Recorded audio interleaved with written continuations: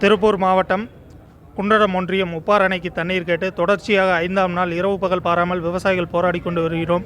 எந்த ஒரு அரசு அதிகாரிகளும் செவிசாய்ப்பதில்லை.